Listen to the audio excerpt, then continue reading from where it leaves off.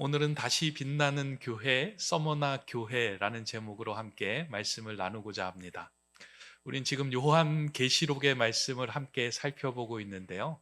이 요한계시록은 사도 요한이 에베소에 있다가 반모섬이라고 하는 곳에 유배되었을 때 예수님의 계시를 받고 기록한 서신이 요한계시록입니다. 사도 요한이 박해를 받았을 당시에 그 로마의 황제가 도미티안이다라고 하는 말씀을 드렸습니다. 이 도미티안이라고 하는 이 황제는 과거의 네로라고 하는 황제가 박해했을 때보다 더 심한 박해를 했던 인물입니다. 그러다 보니까 사도 요한만 박해를 받아 반모섬에 갇힌 것이 아니라 그 당시에 소아시아 지역에 있는 모든 교회들이 그 도미티안 박해의 중심에 다 서 있었던 것입니다. 그러니까 교회가 어렵고요. 성도들이 예수 믿는 것이 힘들었습니다. 그래서 제가 한번 지도를 이렇게 여러분들에게 보여드릴 터인데요. 한번 이 지도를 보면서 소아시아 7교회와 반모섬의 그 거리를 한번 여러분들이 한번 확인해 보시면 좋을 것 같습니다. 잘 보이시나요? 예. 멀어서 잘 안 보일 것 같은데 저 노란색으로 동그라미 쳐 있는 곳이 소아시아의 7교회가 모여 있는 곳입니다. 에베소 교회부터 시작해서 서머나, 버가모, 두아디라 이렇게 해갖고 7교회가 있고요. 거기에서 에베소로부터 한 60km 바닷길을 달리면 반모섬이라고 하는 곳이 있습니다. 그러니까 이 사도 요한이 이 반모섬에 유배되어 있는 상황에서 예수님께서 7교회를 향하여 보여주신 계시를 지금 글로 적어서 기록하여 전해준 내용이 이 요한계시록입니다. 이러한 박해가 심하다 보니까 그리스도인들이 할 수 있는 일이 그렇게 많지가 않고요. 그들이 할 수 있는 일이 없다 보니까 자유를 찾기 위해서 지하의 동굴을 파고 그리로 들어간 것입니다. 그러다 보니까 로마 군인들은 그리스도인들이 숨어 있는 그 지하 동굴을 발견하는 것이 주 임무이고, 그리스도인들은 어떻게든 그 로마 군인으로부터 발각되지 않아야 산다 하는 것이 임무였기 때문에 그들의 입구를 철저하게 지켜내는 것은 그 당시에 그리스도인들에게는 중요한 일이었습니다. 그래서 웬만하면 그 동굴의 입구를 사람들에게 알려주지 않고 그들만의 표시로 그 동굴 안에서 살아갔던 겁니다. 아, 그런데 로마의 군인들은 어떻게든 그 동굴의 입구를 찾아야지만 그리스도인들을 색출해낼 수 있기에 다양한 방법을 가지고 그들을 위협하기도 하고 그들을 구슬리기도 했습니다. 그러던 가운데 그들이 행했던 그 방법 중에 좀 잔인한 방법이 하나 있었는데요. 이런 방법을 취했다고 해요. 그러니까 한 지역의 로마 군인 중에 좀 높은 고위급 관료 집에서 그리스도인 한 가정, 두 가정을 그리고 초청해서 그들에게 저녁 식사를 대접했다라고 합니다.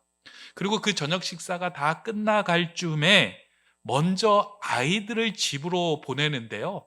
집으로 보낼 때 그 아이들을 그냥 보내는 것이 아니라 양털로 짠 얇은 후드 옷을 아이들에게 입혀서 너희들은 먼저 집으로 가라라고 하고 보냈다는 거예요. 그러면 그 아이들이 길을 걸어서 집으로 갈 때에 로마의 군인들은 그동안 며칠 동안 쫄쫄 굶긴 아주 그 표독한 사냥개들을 풀어놓는다는 거예요. 그럼 이 사냥개들이 그 아이들이 양털 옷을 입고 있다 보니까 짐승인지 오해하고 가가지고 그 아이들을 물어서 찢어서 그 아이들을 질질 끌고 집으로 온다는 거예요. 그러면 그 장면을 본 부모들의 마음이 찢어지죠.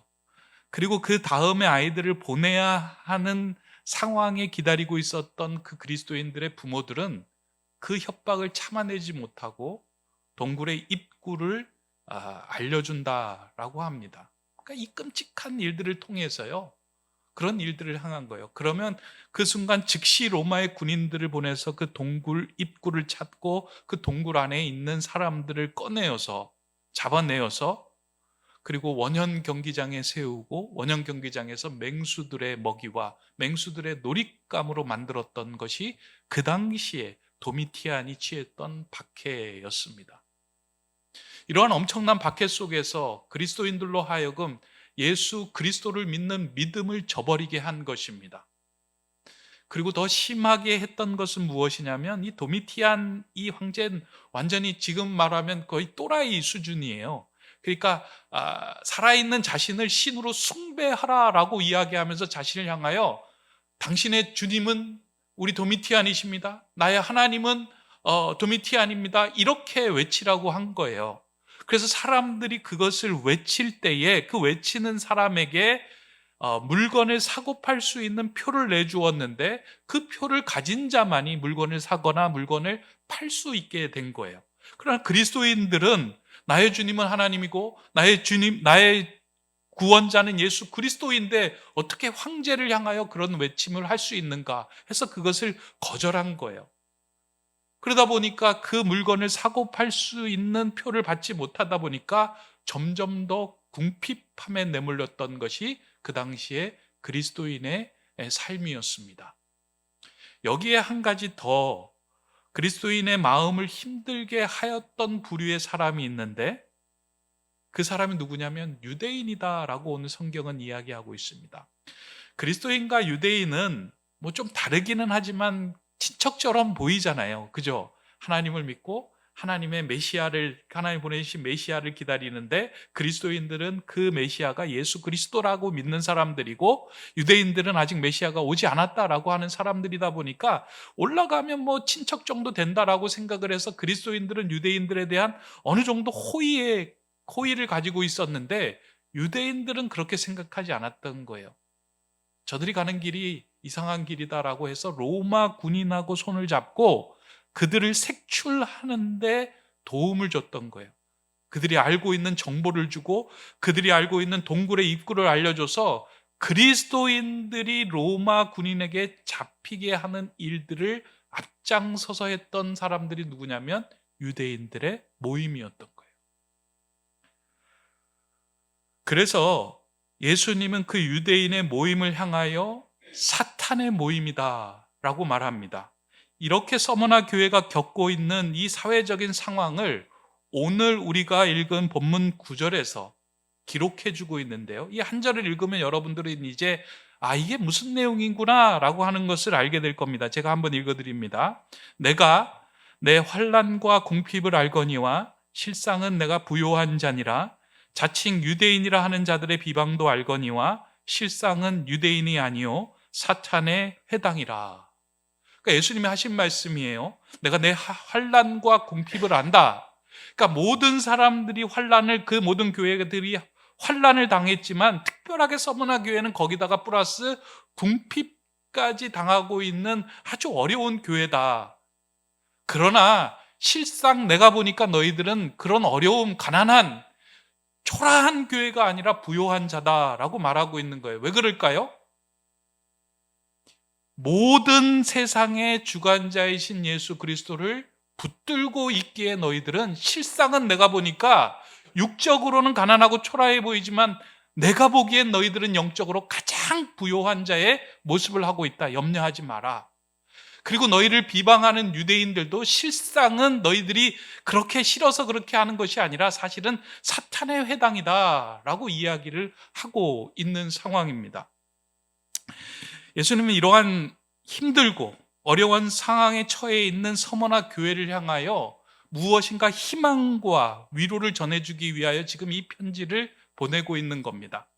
근데 이 서머나 교회를 향한 편지를 보면은요, 책망도 없고 사실은 뭐 특별한 칭찬도 있지 않습니다.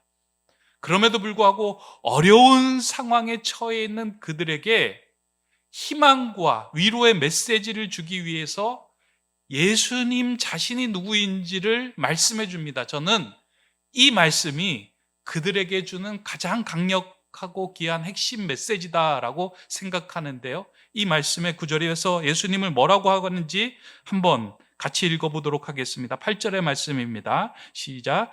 서머나 교회의 사자에게 편지하라. 처음이며 마지막이요 죽었다가 살아나신 이가 이르시되. 예수님께서 서머나 교회의 성도들과 교회를 향한 위로와 희망의 메시지를 전하는데 자신이 누구인지를 드러내는 것을 통해서 그 말씀을 하시는 거예요. 사실은 이 말씀 한 구절로 오늘 본문은 다 끝나도 상관이 없습니다. 그러니까 예수님은 나는 처음이며 마지막이다. 나는 죽었다가 살아난 이다 라고 하는 말로 그들에게 희망과 위로를 주는 거예요. 처음이며 마지막이다 라고 예수님께서 말씀하신 이유가 무엇일까요? 사실 사람들이 겪는 대부분의 고통 가운데 가장 두려운 것이 무엇이냐면 이 고통이 언제 끝날지 몰라서 더 힘들다는 거예요. 그렇잖아요. 그러니까 내가 당하고 있는 지금 이 고통, 경제적인 고통, 건강의 고통, 여러 가지 관계의 고통이 있는데 이게 너무 오랫동안 지속이 되고 이게 언제 끝날지 모른다 생각하면 사람이 그게 너무 힘겨운 거예요. 아, 이게 언제 끝나나? 서머나 교회의 성도들이 지금 환난과 궁핍의 상황에 처해 있는데 이 상황이 언제 끝날 줄 모르니까 너무 두렵고 너무 힘겹고 너무 어려운 거예요. 그래서 그들이 생각하고 있는 게 무엇이냐면 저 도미티안 황제가 죽기만 하면 끝날 텐데 우리를 쫓아오는 로마 군인이 사라지기만 하면 끝날 텐데 라고 세상에서 지금 자신을 괴롭히는 그 대상만 사라지면 끝날 텐데 라고 생각하며 그거를 바라보고 있는 거예요. 이게 언제 끝나냐? 그것만 사라지면 내 고통이 없어지고 그것만 해결되면 내가 평안해질 텐데 그런 상황에서 예수님이 말씀해요. 내가 처음과 끝이다. 내가 너의 인생의 처음과 끝이야. 군인이 없어진다고 해결되는 것도 아니고 황제가 없어서 해결되는 것이 아니라 내가 끝이라면 끝나는 거야 라고 말씀하는 거예요. 너 인생에서. 그 말씀을 서머나 교회 성도들에게 해주시는 겁니다. 이 말씀은 이런 의미가 있죠. 너의 인생의 처음을 내가 알고 마지막을 내가 알고 있어. 염려하지 마. 내 인생 가운데 너가 나를 신뢰하고 붙들기만 하면 처음과 마지막이 되는 내 안에서는 너는 망하거나 패하지 않아. 너는 나와 함께 승리하며 온전한 삶을 살아갈 수 있어. 내가 너의 처음이야. 내가 너의 마지막이야. 라고 말씀합니다. 우리는 살아가면서 건강도 잃고 물질도 잃고 영향력도 잃는 순간이 있습니다. 그러나 이러한 모든 것을 잃어도 마지막까지 예수 그리스도를 우리가 잃지 않고 붙잡고 있다면 그 인생은 부유한 인생이 됩니다. 왜냐하면 예수 안에는 모든 것이 다 있기 때문이에요.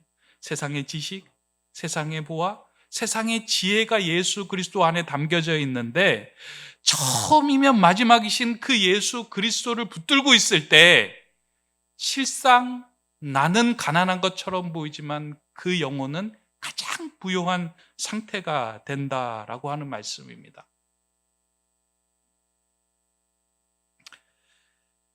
여러분들 뭐 어떠신가요? 이 말씀이 여러분들의 마음에 좀 다가오시나요? 여러분 인생의 처음과 끝이 예수 그리스도라고 하는 이 말씀이 여러분들에게 큰 능력으로 적용됩니까? 지금 무엇인가 끝나야 되는데 이것이 끝나야 되는데 끝나지 않는다라고 하는 것 때문에 힘겹게 그 시기를 보내고 있다면 우리 인생의 처음과 끝이신 예수 그리스도를 붙들고만 있으면 여러분들은 결코 망하거나 결코 패하지 않습니다. 그 말씀을 전해주신 거예요. 우린 그 믿음을 붙들어야 합니다. 이것이 이제 첫 번째 주시는 말씀이라면 두 번째 이어서 하신 말씀이 더 기가 막힙니다. 예수님께서는 서머나 교회의 교인 성도를 향하여 교회를 향하여 나는 죽었다가 살아나신 이다 라고 이야기합니다. 예수님은 죽음을 이겨내신 분이며 예수 안에는 참 생명이 있다라고 하신 말씀을 전한 겁니다. 지금 서머나 교회 성도들이 가장 두려워하는 건 죽음이에요.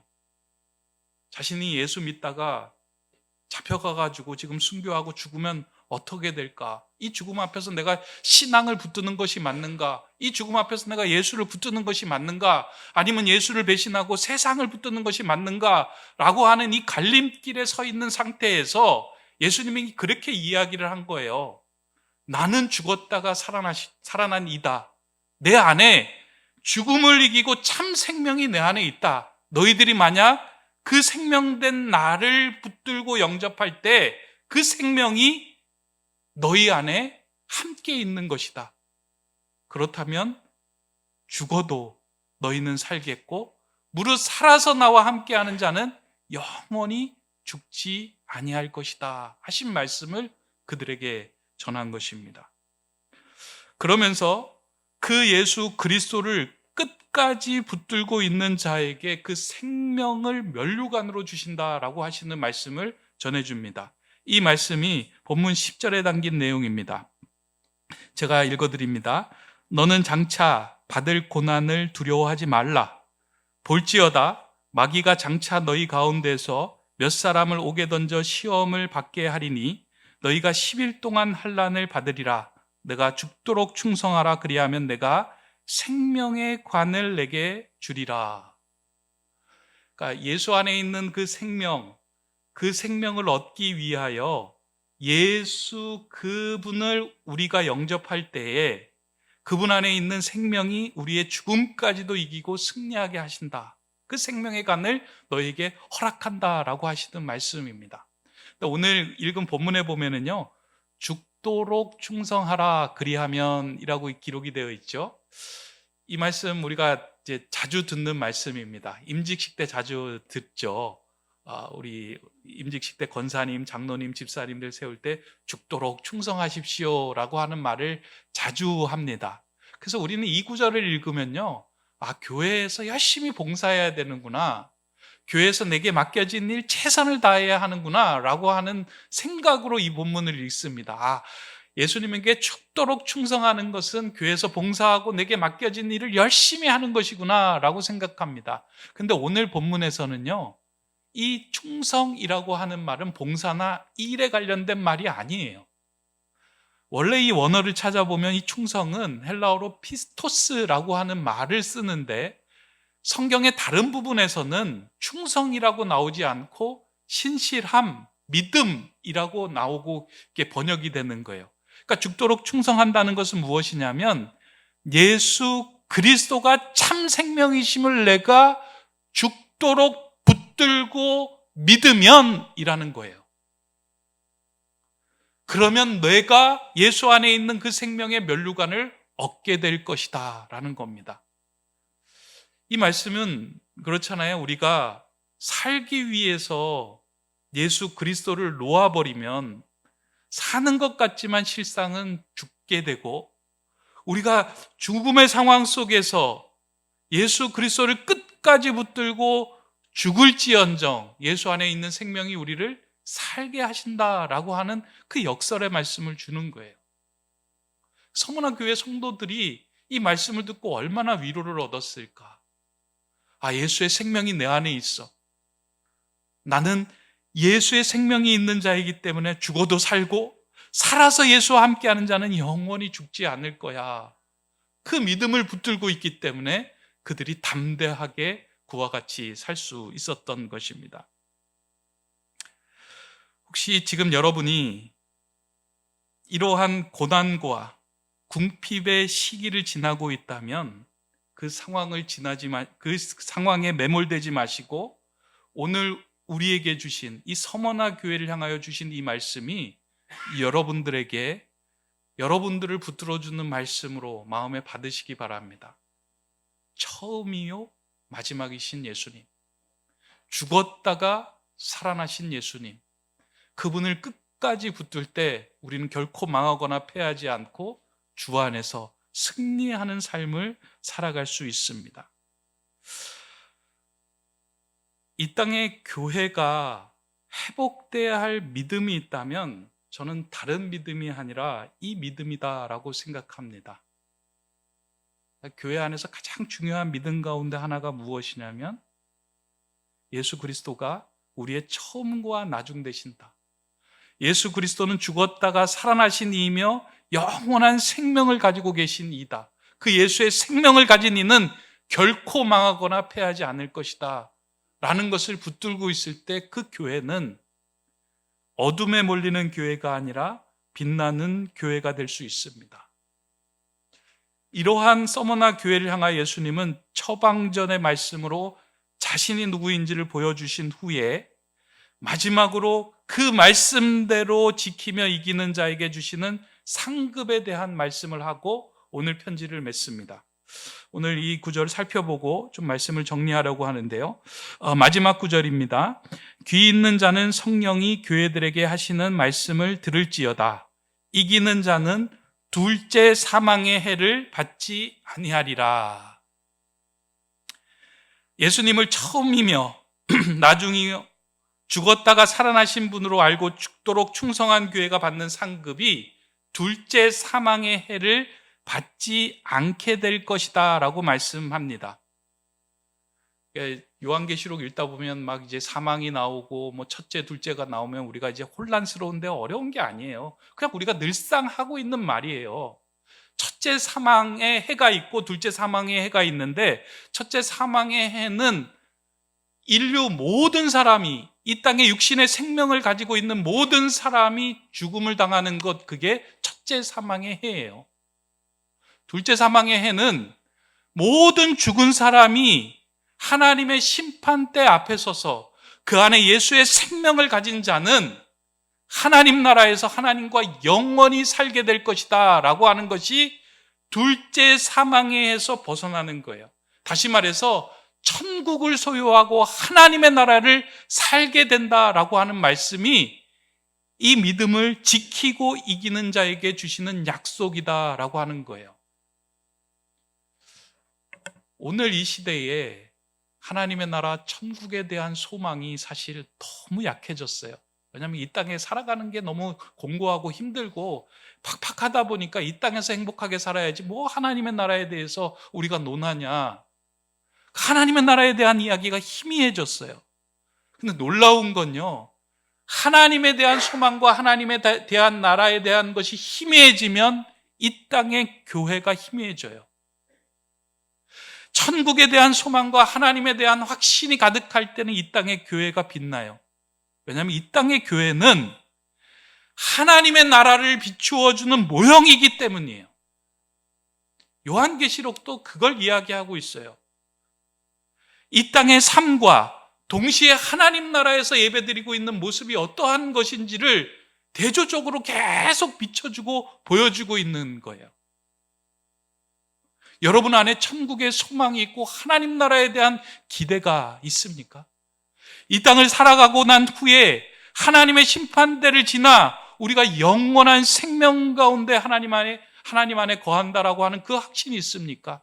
그렇다면 이 땅에서 내게 있는 모든 소유가 사라질지언정 영원한 생명이신 예수 그리스도를 얻게 된다면 우리는 가장 소중하고 귀한 것을 얻게 되는 것입니다.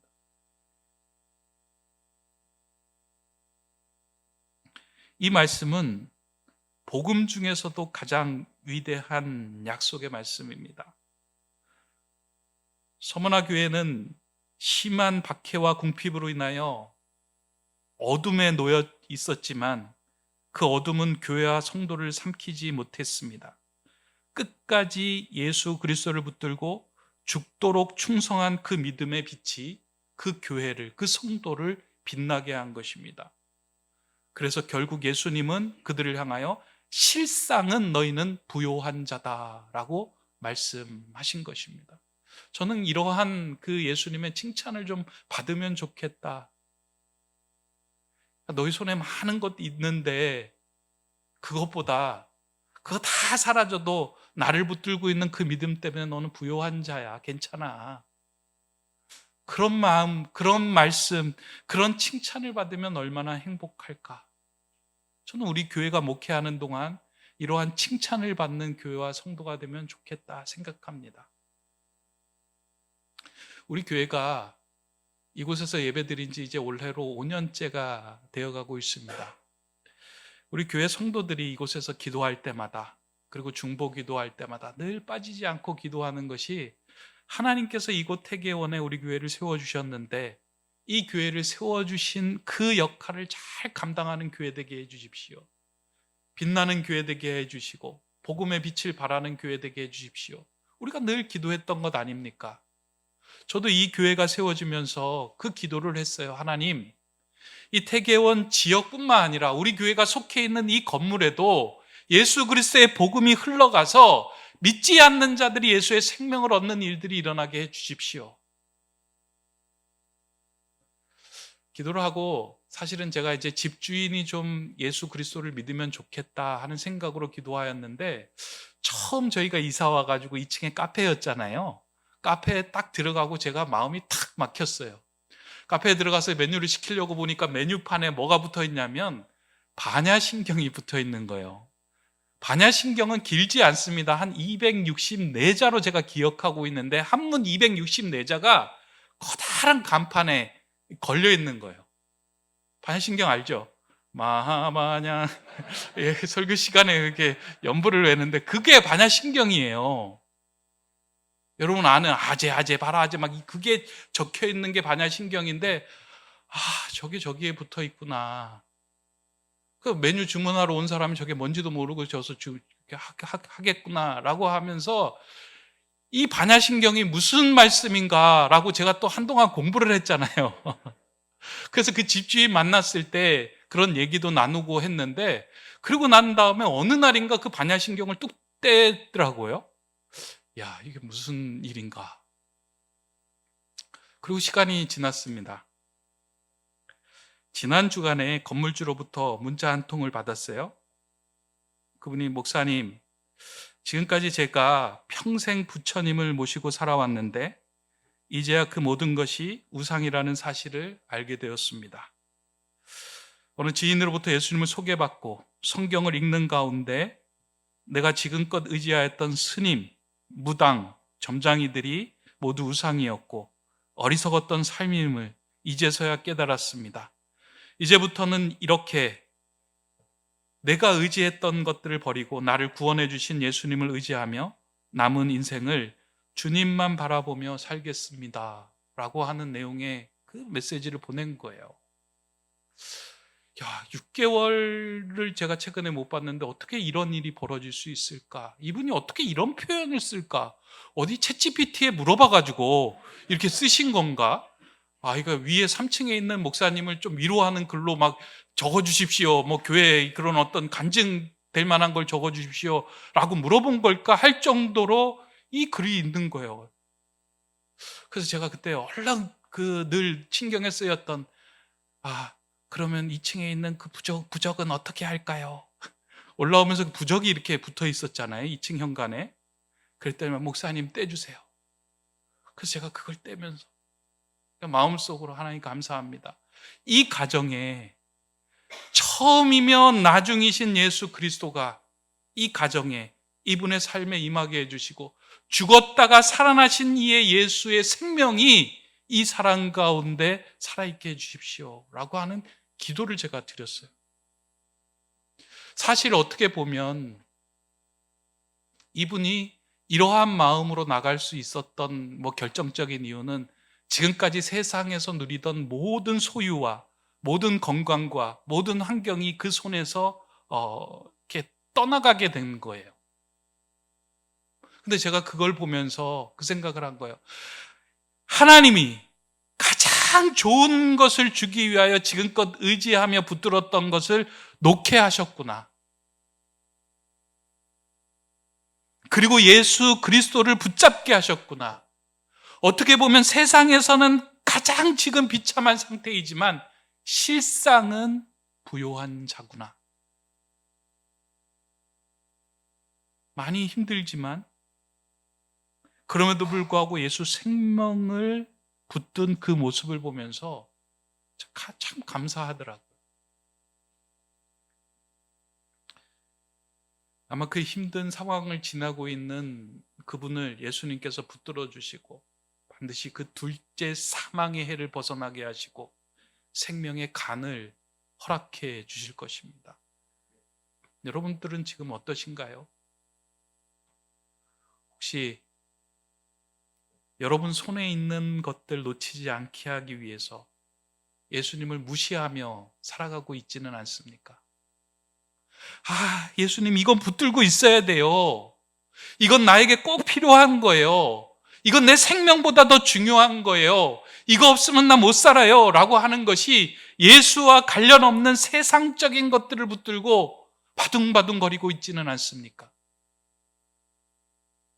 그때 우리가 해야 할 일이 있다면 그것을 내려놓고 주님을 붙드는 일이에요. 교회가 빛을 잃게 된, 성도가 빛을 잃게 된 가장 중요한 이유 가운데 하나는 붙들어야 할 것을 붙들지 못하고 놓아야 할 것을 놓지 못하고 있기 때문입니다. 오늘 우리가 처음이며 나중이시고 죽었다가 살아나신 그 예수 그리스도를 온전히 붙든다면 예수님은 우리의 삶을 다시금 하나님 나라에서 빛나는 근사하고 아름다운 삶으로 만들어 주실 겁니다.